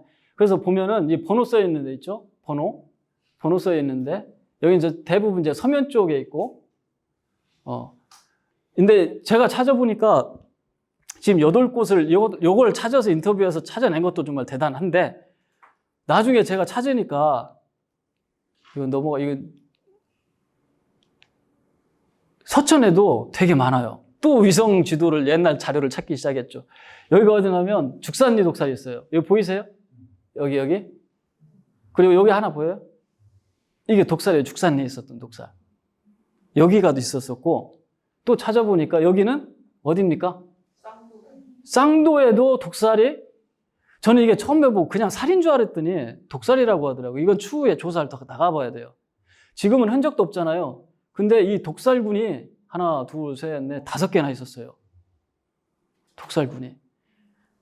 이거 대단히 중요하죠. 그래서 가서 조사를 해야 돼요, 당장. 이 주민들 왜냐면 예전에 요거를 독살이 있었던 경험을 가지고 있던 분들이 지금 거의 다 돌아가시게 생겼거든요. 연세가 막 80 다 넘어가셔가지고 그래서 옛날에 독살은 어떻게 만들었고 어떤 형태로 만들었고 이거를 빨리 이제 조사를 해야 됩니다. 이제 서천에 이제 시급한 과제 중에 하나예요. 여기는 암흑섬 있죠. 찾아보세요. 숨은 그림 찾기. 여기 보여요, 여기? 요거. 네, 여기에도 있었었고. 그 위에도 또 두루두루 있어요. 이야기를 찾아보면 서천에 독살군 그리고 어살 있는 지역이 꽤 있어요. 근데 지금 그럼 우리가 지금 찾아내지 못하고 있는 거예요. 제가 왜 이 독살과 이 어살 왜 중요하다고 하냐면 2019년도에 이 어살 있죠, 어살을 국가무형문화재로 지정을 했어요. 국가무형문화재로. 그래서 이게 뭐라고 보세요? 이 국가무형문화재로 지정한 내용을 보세요. 내용. 여기에 자연과 생태 환경에 대한 이해, 물고기의 습성. 그렇죠. 주민들은 독살을 어떻게 만드는지 주민들이 만들 수밖에 없잖아요. 딴 데 사는 사람이 와서 뭘 한다고 만들겠습니까? 그러니까 바다를 잘 아는 주민들에 대한 이해, 그리고 물고기의 생태를 알 수 있는 거죠. 독살. 그 다음에 계절과 물때 중요하죠. 그리고 아까 얘기한 어민들의 지식, 그게 전통 지식, 전통 생태 지식이 중요하고 또 어촌 문화, 그리고 어민들의 생활사를 알 수 있는 거죠. 그래서 이런 가치가 있기 때문에 이걸 국가무형문화재로 지정을 했어요. 근데 지금 서천에 독살 남은 게 장포리 그쪽 형태가 좀 남아있는 데가 거기 한 군데, 그리고 서면에 올라가면 그 독살이 예전에도 있더라고요. 독살이 꽤 있었어요. 서면에도 있었고, 어살은 옛날부터 있었는지는 모르겠어요. 그거는. 그러니까 그거를 어르신들한테 문헌이나 어르신 조사를 해서 이거를 복원하든지 아니면 서천의 대표적인 어업 자원 유산으로 이걸 만들어야 돼요. 그게 어떤 거하고 연결되냐면 유네스코 세계 자연유산하고 등재가 돼. 이거하고 연결이 되는 거예요, 이게. 유네스코 세계 자연유산은 갯벌만 가지고 하는 게 아니에요. 어업 문화까지 같이 포함되는 거기 때문에. 근데 지금 서천에 이런 독살, 어살 이런 내용들은 지금 조사되지 않고 있다. 그래서 이게 정말 시급하다. 그게 대단히 꼭 필요하다고 말씀을 드리겠습니다. 자, 대략 간단하게 이제 서천 금강하구라고 하면 서천 갯벌까지 같이 머릿속에 들어가야 됩니다. 금강하구 따로 있고 서천 갯벌 따로 있는 게 아니고 금강하구면 서천 갯벌 다 포함된다. 근데 이제 문제들이 생긴 거예요. 이제 금강하구뚝, 특히 이제 금강하구뚝을 1990년에 만들면서 많은 문제가 생겼죠. 근데 그때 당시에는 금강하구뚝을 만들 수밖에 없었죠. 농업 피해도 보고 홍수라든가 염해 이런 문제들이 있기 때문에 하구뚝을 만드는 거예요. 그 만들어서 지금 90년이니까 지금 30년이 넘어갔죠. 근데 이제 문제들이 생기기 시작하죠. 제일 큰 게 이제 토사가 계속 쌓여요. 토사가. 그러니까 이 바다를 보면 밀물 때 바닷물이 딱 이게 치고 올라오는데 이 하구뚝이 없을 때는 예전에 강경까지 바닷물 배가 들어갔다고 했잖아요. 강경 넘어서까지 갔는데 금강이 이제 막히니까 정체되죠. 바닷물이 밀물 때. 그러면서 위에 있는 부유물이 가라앉게 돼요. 그러니까 이제 뻘이 더 쌓여요. 아까 얘기한 서천 갯벌의 특징이 뻘갯벌, 혼합갯벌, 모래갯벌 이렇게 다양해서 좋다. 그렇기 때문에 다양한 새들이 먹이를 먹는다고 했는데 지금 서천 갯벌에 뻘이 쌓이는 데 보면 이 뻘이 느낌이 달라요. 밟으면 원래 진흙벌은 이게 뭐라고 어떻게 표현해야 되지? 이게 걸쭉한 느낌이 있는데 지금의 뻘이 쌓이는 데 가면 푸석푸석해야 되나? 이게 좀 푸석푸석한 느낌, 허당인 느낌, 이 뻘이 이제 그렇게 많이 변하거든요. 그러면서 이제 속이 많이 생겨나고 이게 뻘만 좋아하는 그런 생물들이 많이 생기고 있어요. 그래서 토사가 되게 많이 쌓이고 있고 금강호에도 연간 80만 톤 쌓인다고 하니까 어마어마하게 하죠. 금강호 안에 가보면 금강호 물그릇이 클 것 같지만 전시관 안쪽 가면 1m도 안 돼요. 안 되는. 저쪽 군산 쪽만 수루가 깊죠. 그쪽만이지 이쪽 서천 쪽은 되게 약하다. 요거는 그래서 이 옛날 갯벌의 형태를 이제 2011년 용역으로 한번 봤는데 여기에 보면 25년이면은 일제 강점기 때죠. 이때 보면은 여기 개화수로 이게 이렇게 뻘이에요. 뻘. 이게 물이 빠졌을 때 드러난 뻘들의 형태고 73년 정도 가도 이렇게 뻘이 조금 변했죠. 개화수로가 이렇게 됐고 그런데 지금 하구뚝 건설 이후에 11년이니까 20년이 지나 보면 하구뚝 막고 좀 답답하죠. 개화수로도 거의 다 막혀 있고 토사가 좀 이쪽에 안쪽에 많이 쌓이고 있잖아요. 그죠? 이제 이런 문제, 토사 쌓이는 문제가 있습니다. 그러다 보니까 지금 항도 토사 많이 쌓이고 있는 거 아시잖아요. 그래서 신항으로 옮겼잖아요. 지금 금강 하구 쪽에 매년 쌓이는 토사 준설하는 비용이 얼마 정도 드는지 아십니까? 1년에 평균 200억이 들어요. 200억이. 군산 외양 포함해서 다.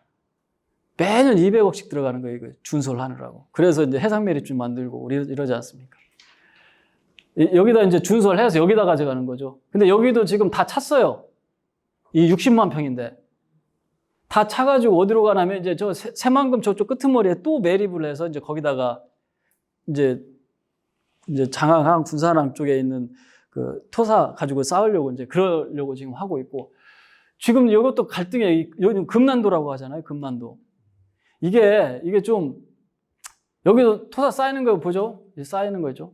이게 그 전에는 군산 쪽에서는 이 금난도를 개발하려고 그래요. 금난도를. 이제 군산이 경제적으로 좀 어려우니까 여기다가 이제 휴양시설 뭐 해가지고 하려고 했는데 전에는 서천군에서 반대를 했거든요.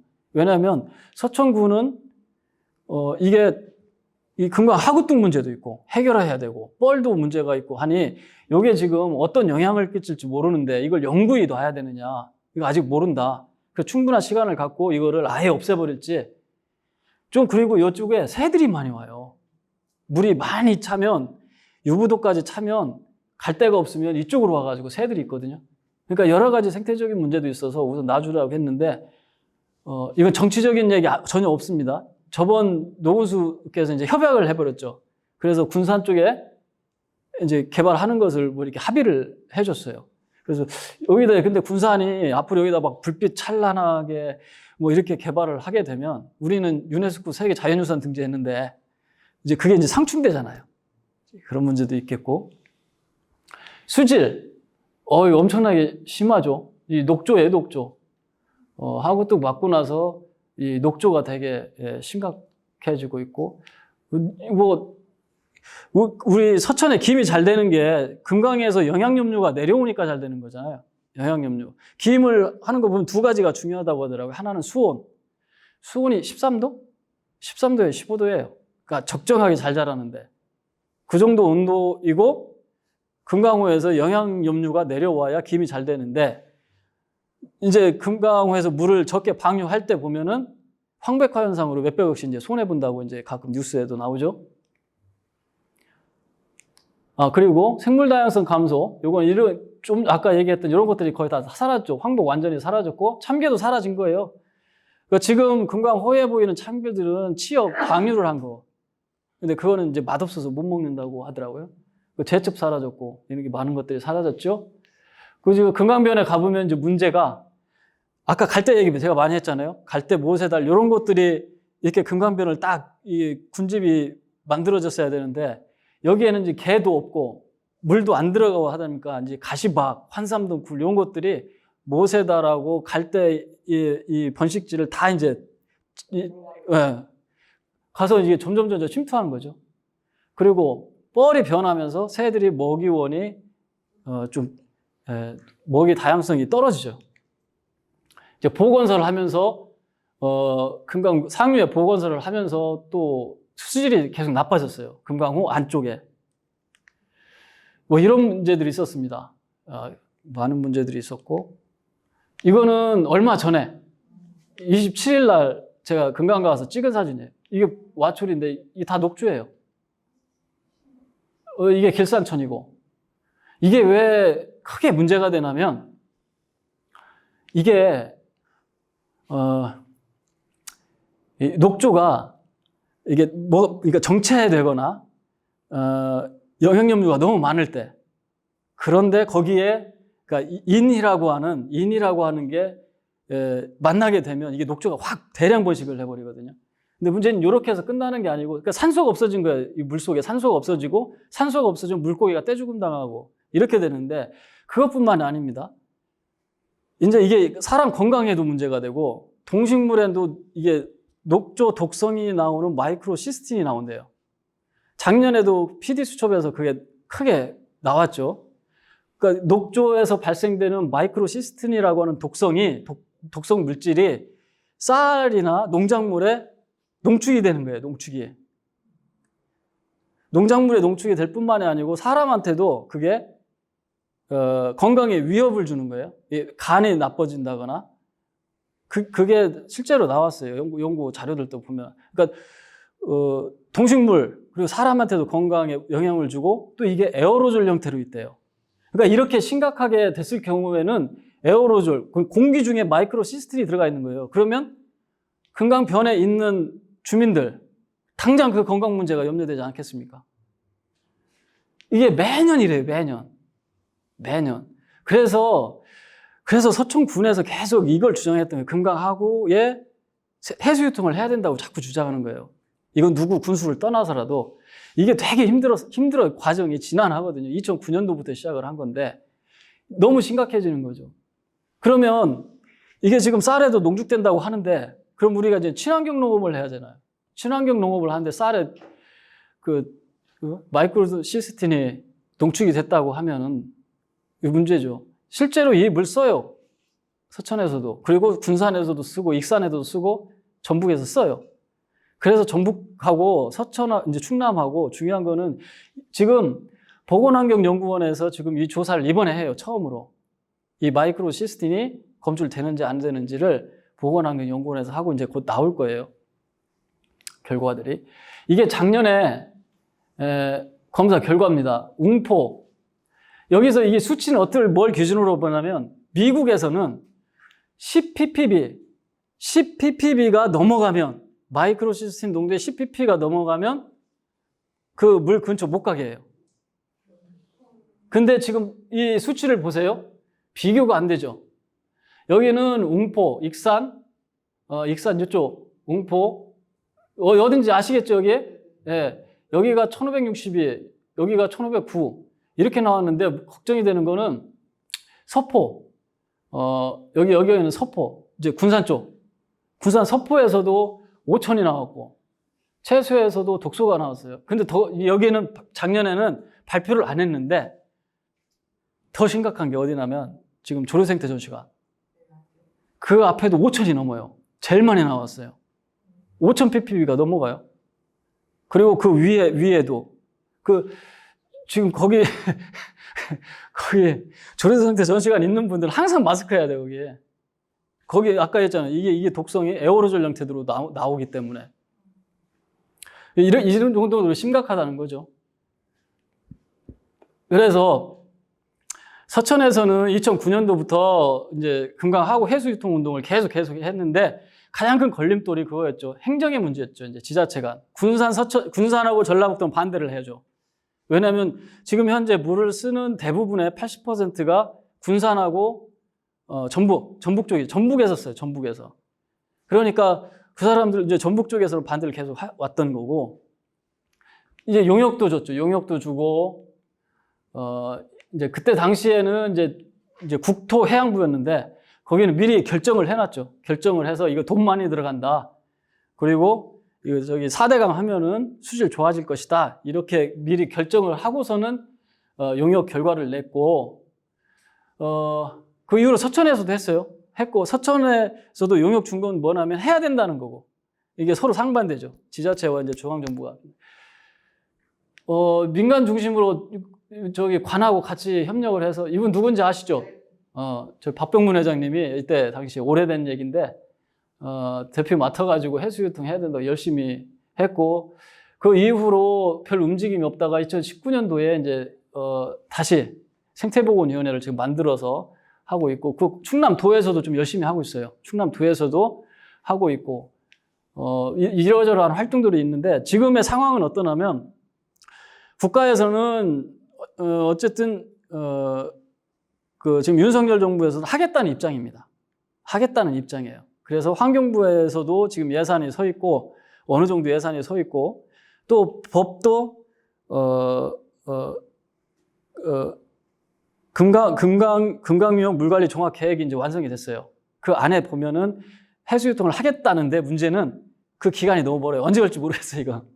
이제 그렇게 돼 있는 게 문제이고 충남도에서도 하겠다는 입장이에요. 적극적으로 김태흠 지사가 하겠다는 입장이고 전라북도는 김관영 지사가 아직까지 이번에 당선이 되고 나서 전북의 이 문제에 대해서 확실하게 잘 모르는 것 같아요. 근데 입장은 아직 내지는 않았는데 향후 어떻게 될지 모르겠고 군산은 계속 반대를 해왔었어요. 예전에 나소열 군수 있을 때 계속 반대를 했다가 작년부터 강임준 시장이 조건부 찬성이죠. 금강하구 쪽 그러니까 전북과 군산 쪽에 용수 공급을 하는 데가 이제 4군데 정도 있는데 그 4군데를 상류로 옮기든 어쨌든지 간에 우리 지금까지 쓰는 물 이용을 계속 할 수 있다고 하면 찬성하겠다. 이제 군산시장은 그런 입장이죠. 그러니까 여건이 그닥 나쁜 상황은 아니에요. 이제 전라북도가 이제 어떻게 하느냐에 따라서 좀 다르긴 한데. 근데 이번 우리도 이제 지방선거를 했지만 현재 군수님께서는 반대 입장을 했어요.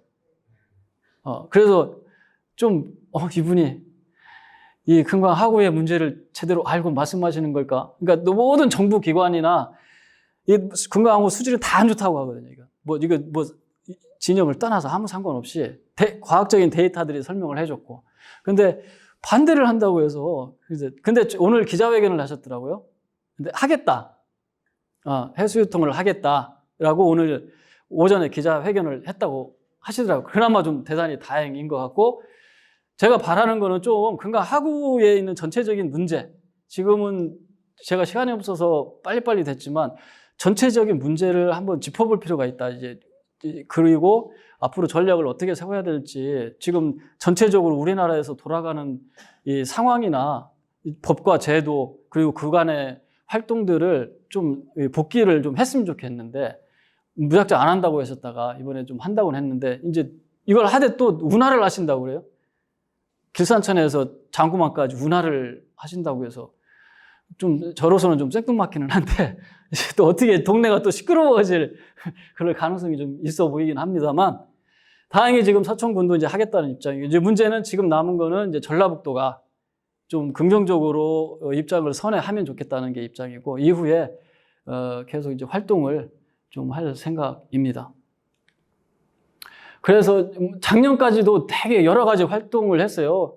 그러니까 올해 대선이 있기 때문에 낙동강, 영산강, 금강 에 모여가지고 해수욕장 하자. 낙동강은 해수욕장 일부 했잖아요. 상시 개방을 어느 정도 하고 그러니까 뭐 웅어 돌아오고 연어 돌아오고 이러지 않습니까? 수질도 좋아지고 그래서 모여가지고 뭐 여러 가지 활동을 했고 금강 쪽은 올해 1월에 좀 의미 있는 일인데 요거는 군산시청에서 전라북도, 충남, 군산, 서천에 있는 환경단체 그리고 시민단체 그리고 농민단체, 어민단체까지 다 포함을 해서 금강하구 자연성 회복 추진위원회를 만들었어요. 발족을 했어요. 그러니까 이건 전까지 이런 일이 없었죠. 금강을 두고 이해관계가 되는 당사자들이 모여서 금강하구 생태복원을 위한 조직을 만들었죠. 여기 지금 만들어서 지금도 이 조직을 중심으로 해서 지금 활동을 해가고 있습니다. 이게 이 낙동강이죠. 낙동강 이거 처음 수문 개방할 때 제가 갔거든요. 좀 감동적이었는데 이후로 계속 모니터링을 하고 있고 예산도 많이 들어가요. 오히려 이제는 예산도 많이 들어가고 이건 계속 그러니까 요걸 보고 이제 금강도 실제로 수질이 먼저 한 곳이 있기 때문에 거기를 참고해서 하면 금강도 충분히 가능하다. 그리고 지금 금강 하구 쪽은요 용역을 많이 했어요. 용역한 것만 해도 지금 200억 가까이 되거든요. 거기에 다 과학적인 데이터나 방법이 다 나와 있어요. 해양수산부에서 한 것도 그렇고 그래서 수문을 개방을 했을 때 바닷물이 어디까지 들어가느냐 이게 다 나와 있습니다. 기초적인 자료들은 다 돼 있거든요. 그리고 그러면 실질적으로 실증 실험을 하면 돼요. 이제는 금강하구 쪽에. 과제들이죠. 금강하구 쪽만 보면 지금 제가 얘기했던 얘기 중에 대부분 이야기가 다 들어갔을 거예요. 금강하구 딱 봤을 때 금강호만 봐도 안 되고 갯벌만 봐도 안 된다. 금강하구 전체를 봐야 된다는 얘기고 그리고 생태적인 것뿐만 아니라 문화적인 것까지 같이 봐라. 그리고 지금 갈등 문제, 이 갈등 문제 해결해 지자체 간의 갈등 문제가 가장 크죠. 그리고 농업용수 저 금강하구 쪽에 있는 용수 4개를 옮기는 데 드는 비용이 4천억 든대요. 4천억. 충남도에서 따져보니까 거기에 그 상류 20km 위로 올리는 데 드는 비용이 4천억인데 그거는 4천억도 큰 돈이기는 하지만 4천억을 들여서 얻는 비용 우리가 4천억을 들여서 얻는 비용은 대단히 클 거예요. 더 생태계가 살아날 수 있고 물이 수질이 좋아지고 녹조가 없어지고 또 사라졌던 웅어, 참개 이런 것들 돌아올 테고 또 제일 중요한 건 우리 미래 세대한테 이 깨끗한 하구를 물려줘야 되잖아요. 그런 것까지 포함하면 훨씬 그 가치는 클 것이다. 그리고 이거는 금강하구는요 국가하천이에요. 그래서 예를 들면 서천 군수나 군산시장이 나 안 할래 해서 안 되는 문제 아니거든요. 이거 국가에서 하는 거예요. 국가 기본 계획에 의해서 이게 되는 문제인데 군산시장이라든가 서천 군수가 더 움직이면 그게 또 탄력을 더 받겠죠. 네. 그리고 금강하구 생태계 복원에 대한 공감대 이거는 서천 구민들이 금강하구 내지 갯벌까지 포함해서 금강하구가 대단히 생물 문화적으로 가치가 있구나 이래야 된다는 거죠. 그래서 이런 강의를 좀 많이 만들어야 돼요. 금강하구에 대한. 유네스코 세계 자연유산 등재가 됐는데 국민들이 모르면 이게 무슨 의미가 있겠습니까? 자존감을 가져야 될 일인데. 얘기했고, 금강하구 지금까지 제가 갈 때나 뭐 웅어 이런 것들을 했는데, 웅어나 참개 이런 것들은 그 생물 중 하나가 가진 그런 생태적 가치가만 중요하다는 게 아니잖아요. 그 생물과 우리가 조상들이 살아왔던 그 연결고리들이 대단히 중요하다. 그래서 그거를 좀 우리가 많이 밝혀내야 된다. 어살도 그렇고 얘기했던 독살 이런 것들까지. 그게 우리 어문화유산으로 발굴을 해내야 되거든요. 그럼 그게 대단히 우리의 큰 자산이 되는 거죠. 그렇게 좀 서천군이 앞으로는 금강하구, 갯벌 포함해서 그런 방향으로 좀 정책이 좀 적극적으로 진행이 됐으면 하겠다 이런 말씀을 드리고 40분까지 하라고 했는데 서둘렀더니 30분밖에 안 돼. 질문 받도록 하겠습니다. 40분까지는. 제 얘기만 했네요. 너무 빨리 해가지고. 질문 있으면 질문해 주세요. 제가 아는 한도에서 질문하겠습니다. 답변 드리겠습니다. 저기 지금 대야동가 저쪽 전라북도 네. 섬이 여기 충청 앞까지 와 있잖아요. 개야도요. 대야동. 네. 그것은 이제 물론 지금 이거도는 관계가 없지만 이제 충청남도가 지금 하여튼 어쨌든지 뭐라고 할까 어족자원이라든지 뭐 이런 면에서 손해 보고 있는 거잖아요. 네. 그런데 그것을 다시 충청남도 저기 도계를 따라서 충청남도로 할 수가 없는 건가? 전북에서 계속 반대하잖아요. 해상도계를. 전북에서. 네, 전북에서 그 해상도계가 이렇게 해서 위로 올라갔잖아요. 개야도 쪽으로. 그게 일제 강점기 때 그렇게 했다는 거죠. 근데 그게 계속까지 이어져 오는 거고, 충남에서는 서천뿐만 충남에서도 그걸 되게 공동 어업구역으로 좀 하자고 하는데도 계속 군산에서 반대를 하고 있어서. 그런데 공동으로라도. 네, 저도 뭐 그게 맞다고 생각하죠. 이게 무슨 어민들이 뭐 불법 벌금 맞는 사람들이 자주 나오잖아요. 네. 그래서 그거는 정치적으로 해결해야죠. 그거는. 충남이 전북에 밀리는지 그건 해결해야죠. 불합리하니까. 지금은 이제 금강 하구 쪽이 막히고 나서에 생긴 문제를 오늘 이야기 교육의 주제잖아요. 네. 서천군 내에 그러니까 민물 하천하고 바다하고 만나는 또 지천들이 있지 않아요? 그쪽에 들은 그런 생태들이 어때요? 예를 들면 뭐 지금 이거는 금강하구천은 길산천이잖아요. 근데 판교천은 이제 쪽 장구지만하고 만나고 또 다른 천도 있을 거 아니에요. 그런 쪽에 되는 생태 환경들이 문제 없이 잘 유지. 아니 다 막혔어요. 거기 다 막혔어요. 안 막힌 데가 어디냐면 네. 저기 다사리 지나서 선도리에서 월화성 가는데. 월화성. 거기다 보면 작은 다리 하나 있잖아요. 거기가 그나마 좀 뚫려 있는데 거기도 가다가 막혀 있어요. 위로 올라가다가. 그러니까 서천에는 바다하고 민물하고 만나는 곳이 없어요. 거기 빼고는. 부사호도 막혔죠. 거기 부사호 막혔죠. 장구만도 막히고 여기 솔리도 옥포 방조제 거기도 막혔죠. 만나는 곳이 없어요. 네. 어쨌든 그렇게 막혀 있는 지역은 지금 이제 금강하구뚝이 가지고 있는 문제를 규모는 작지만 똑같이 안고 있다는 얘기예요. 예. 그래서 지금 여기 금강도 심각하지만 지금 서산 태안에 더 심각한 데가 이제 부나무가 있는데 거기는 이제 역간척을 하려고 지금 거기는 충남에서도 거의 하려고 하고 있고 그 사례가 아까 얘기한 이제 낙동강 같은 경우 어쨌든 시작이 됐어요. 이제 거기를 우리가 모델로 삼아야겠죠. 저걸 하니까. 왜냐면 거기도 하면서 되게 시끄러웠거든요. 농민들이 일단 반대를 하고. 농민들이 이제 지하수도 쓰고 막 이래 해야 되니까 저거 뚝 낙동강 바닷물 들어오게 되면 지하수도 이제 짠물 나올 거라 염려를 해서 반대를 했는데 관정을 엄청나게 많이 뚫어가지고 조사를 했어요. 그랬더니 문제가 없이 나온 거고 그 이후로 농민들이 생각이 조금 바뀌었어요. 별 문제 없구나. 그리고 문제가 생기면 중앙정부든 지자체든 이제 뭐 약속들이 있었겠죠. 이제 그렇게 해서 이제 농업용수 쓰는 문제, 그 문제들은 해결이 어느 정도 됐고 여기서는 그러니까 이게 지금 쓰고 있는 물 이용에 대한 문제가 해결되지 않으면 할 수가 없어요. 농민들이 가만히 있겠습니까? 농사 어떻게 지라고요?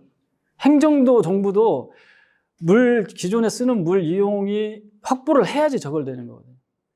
근데 이제 농민들은 이제 해수유통을 하게 되고 수질이 좋아지면 농민들도 깨끗한 물을 쓸 수 있으니까 더 좋은 거고, 녹조물 안 쓰게 되면 좋을 거고. 그래서 농민들도 반대하는 분들이 좀 막연하게. 제가 몇 달 전에 저희 전라북도 한국농업경영인 회장을 만났어요. 한농연. 거기서 만나서 얘기를 했죠. 그러니까 이게 지금 이러이러한 문제들이 있으니 좀 반대만 하지 말고 같이 얘기 좀 합시다 했는데, 뭐 거기는 전라북도 지사의 입김이 커서 뭐 듣기는 하는데 반대한다. 그러니까 여기 상황을 전혀 몰라요. 그럼 한번 와 봅시다. 제가 안내를 할 테니까. 아마 와서 당신들이 쓰는 그 물이 이 정도다라고 하면은 놀랄 텐데 잘 거기는 안 움직이고, 대신 한농협 말고 다른 농민회나 한살림 뭐 이런 데는 조금 부담은 있지만 찬성해야 된다. 앞을 미래를 봐서는 해야 된다는 입장들. 이렇게 좀 갈렸어요. 전라북도는 단체가. 그리고 이제 틈틈이 오늘 제가 이제 짧은 시간이지만 이게 대단히 서천에서 중요하고 지금도 이슈가 됐거든요. 그러면 오신 분들이라도 뭐 공무원들이라든가 군수님 만나면 해수유통 해야 된다고 이렇게 꼭 좀 말씀해 주세요. 다들 고개 끄덕끄덕 하는 걸로 제가 알아듣고. 왜 끄덕끄덕 안 해? 반대? 해수유통 반대? 아무튼 오늘 이야기 중에 좀 다른 생각이 분명히 있긴 할 거예요. 근데 제가 오늘 한 건 좀 일방적이기는 하지만 뭐 나중에 토론이라든가 충분한 기회가 되면 서로 이야기를 하면 더 좋겠고, 또 제가 보는 관점에서는 서천의 앞으로의 미래는 요거 문제, 유네스코 세계 자연유산을 등재를 한다는 거는요, 금강하고 해수유통 해야 된다는 얘기예요. 그렇지 않습니까? 유네스코 그 갯벌이 중요한데 갯벌의 건강성을 지키려면 뭘 해야 돼요? 갯벌의 건강성을 찾으려면 해수유통 해야지. 당연한 거 아니에요? 그러니까 앞으로의 서천의 미래의 가장 중요한 키포인트는요, 앞으로 가느냐 뒤로 가느냐의 중요한 문제는 요거예요. 요거를 해서 갯벌을 살리느냐 바다를 살리느냐, 이게 대단히 중요합니다. 그거는 이제 서천 갯벌만 유네스코 된 게 아니고 다른 지역하고 같이 됐잖아요. 그 통으로 가야 되는데 과제를 준 거죠. 조건부 승인이니까 갯벌 면적을 늘려야 돼요. 중요한 거는 이제 그거는 서천은 뭐 대부분 들어가 있는데 제일 문제가 강화 인천이 문제죠. 강화 인천 쪽에 그 사람들이 그 강화 인천에도 갯벌이 많잖아요. 그러니까 거기를 자기네들이 이제 면적을 확대해야 이게 취소 안 당하는 건데 이제 국가적인 과제죠, 그거는.